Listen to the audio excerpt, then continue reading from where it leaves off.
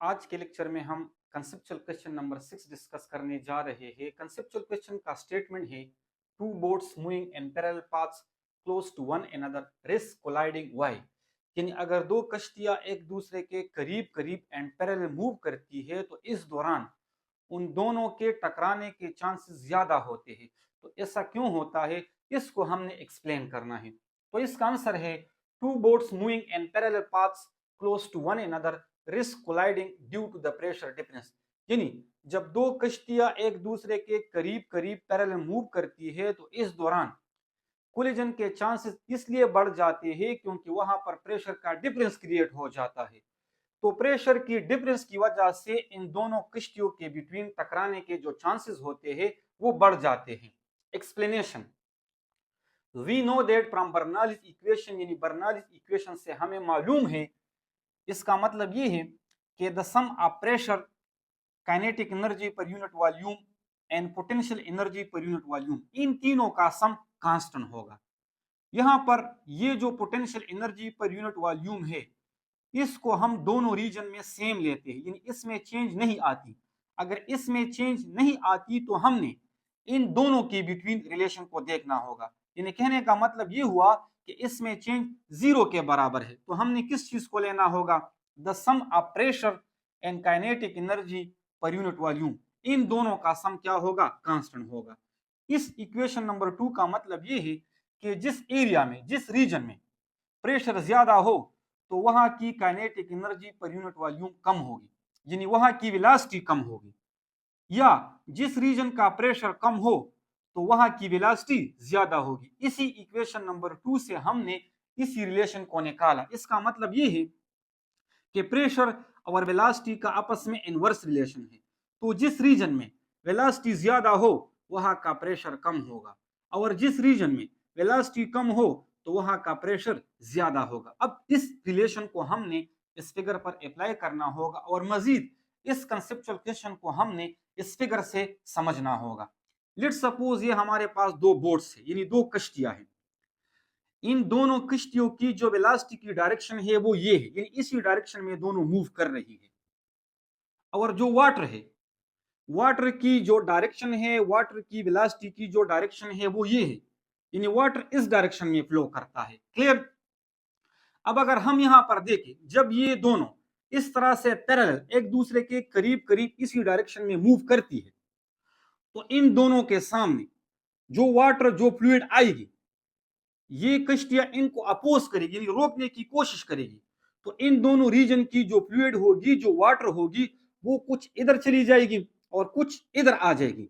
इसी तरह बिल्कुल इसी रीजन का भी जो वाटर होगा वो कुछ इधर चला जाएगा और कुछ इधर आएगा। यहां पर चूंकि एरिया, रीजन हमारे पास बहुत कम है, अगर एरिया बहुत ज्यादा स्मॉल हो तो यहां पर वाटर की जो वेलोसिटी होगी वो ज्यादा होगी, यानी ज्यादा तेजी के साथ यहाँ का जो वाटर होगा वो फ्लो करेगा।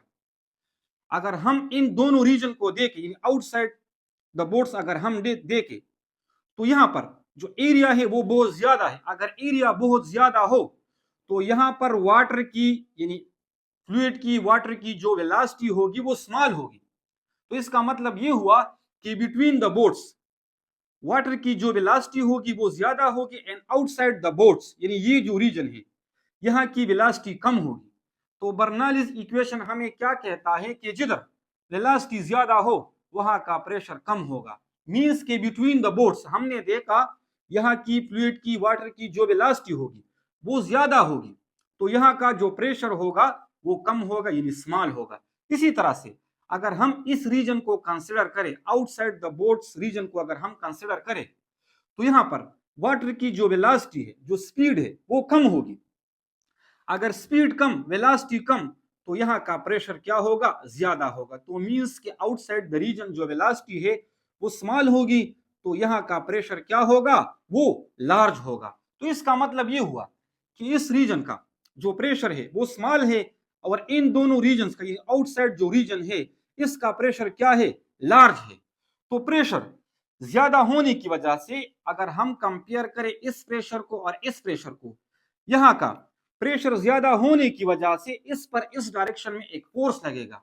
बिल्कुल इसी तरह से यहाँ का प्रेशर ज्यादा होने की वजह से इस बोट पर इस डायरेक्शन में एक फोर्स लगेगा, यानी दोनों बोट्स पर इसी डायरेक्शन में फोर्स लगेंगे। जब दोनों बोट्स पर इसी डायरेक्शन में फोर्स लगेंगे तो ये दोनों एक दूसरे के करीब करीब आएंगे, क्योंकि यहाँ का प्रेशर ज्यादा है, यहाँ का प्रेशर कम है, तो प्रेशर ज्यादा होने की वजह से ये दोनों बोट्स एक दूसरे के करीब करीब आएंगे, जिसकी वजह से इनके कोलिजन के टकराने के चांसेस ज्यादा हो सकते हैं। उम्मीद करता हूं कि यहाँ तक आप लोग समझ चुके होंगे। यही बातें मैंने यहाँ पर इस पैराग्राफ में भी लिखी है। When two boats move close to each other, the water between them moves faster, which reduce the pressure. यानी जब दो कश्तियां एक दूसरे के करीब करीब पैरेलल मूव करती है तो उनके बिटवीन वाटर की फ्लूइड की जो वेलोसिटी होती है वो ज्यादा होती है, तो वहां का जो प्रेशर होगा वो कम होगा। On the outside the water move slower creating higher pressure. अगर इसके मुकाबले में हम आउटसाइड रीजन को कंपेयर करें तो वहां पर वाटर की जो वेलोसिटी होती है वो कम होती है, जिसकी वजह से वहां का प्रेशर क्या होगा, ज्यादा होगा। Clear? This higher pressure from the outside pushes the boats towards each other, increasing the risk of a collision. तो इस आउटसाइड रीजन में प्रेशर ज्यादा होने की वजह से ये दोनों बोट्स एक दूसरे के करीब आएंगे, जिसकी वजह से कोलिजन के चांसेस बढ़ जाती है। उम्मीद करता हूं कि आप इस कंसेप्चुअल क्वेश्चन को समझ चुके होंगे।